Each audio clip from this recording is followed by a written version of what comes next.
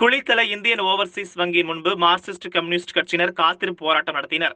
கரூர் மாவட்டம் குளித்தலை அருகே சத்தியமங்கலம் கிராமத்தைச் சேர்ந்தவர் சாரதாம்பாள். இவர் 100 நாள் வேலை திட்டத்தில் பயனாளியாக வேலை செய்து வந்தார். 100 நாள் வேலை திட்ட சம்பளமானது அவருடைய குளித்தலை கிளை இந்தியன் ஓவர்சீஸ் பேங்க் கிளையின் வங்கி கணக்கு மூலமாக பெற்று வந்துள்ளார். இதில் அவருடைய வங்கி கணக்கில் இன்சூரன்ஸ் தொகை பிடித்தம் செய்யப்பட்டுள்ளது. கடந்த 2018ஆம் ஆண்டு சாரதாம்பாள் உடல்நலக்குறைவால் இறந்துவிட்டார். அவர் இறந்து 2 ஆண்டுகள் ஆகியும் அவரது குடும்பத்தினருக்கு வங்கி நிர்வாகம் உரிய இழப்பீட்டுத் தொகையை வழங்காமல் காலம் தாழ்த்தி வந்தது. அந்த குடும்பத்திற்கு கிடைக்க வேண்டிய இழப்பீட்டுத் தொகையை வழங்குமாறு கடந்த 2020ஆம் ஆண்டு டிசம்பர் மாதம் மார்க்சிஸ்ட் கம்யூனிஸ்ட் கட்சியினர் போராட்டம் நடத்தினர். 2 மாத காலத்திற்குள் காப்பீட்டுத் தொகையை வழங்குவதாக அறிவித்த கிளை மேலாளர் எந்தவித நடவடிக்கை மேற்கொள்ளாததால் சாரதாம்பாள் குடும்பத்தினர் மற்றும் மார்க்சிஸ்ட் கம்யூனிஸ்ட் கட்சியினர் வங்கியின் முன்பு காத்திருப்பு போராட்டத்தில் ஈடுபட்டனர். கொடுக்காம மோசடி செய்து ஆட்டையை போடணும்னு பேங்க் நிர்வாகம் நினைக்குது.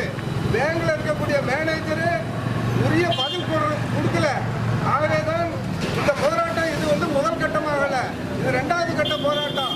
2 மாசத்துக்கு முன்பு ஒரு போராட்டம் நடத்தி அதில் பேச்சுவார்த்தை ஒப்பந்தம் செய்யப்பட்டு அந்த ஒப்பந்தத்தை அமல்படுத்தாத அந்த வங்கி நிர்வாகத்தையும் இந்த வங்கியினுடைய மோசடியை கண்டித்து மார்க்சிஸ்ட் கம்யூனிஸ்ட் கட்சி இந்த கோரிக்கையை நிறைவேற வரை இந்த காத்திருப்பு போராட்டத்தை நடத்தி கொண்டிருக்கின்றது.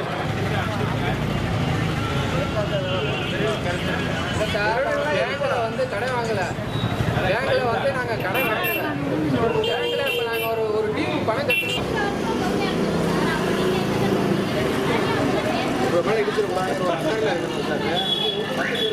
இல்ல எப்படி வரும்? அப்படி வரலன்னா அதுக்கு மாற்றம்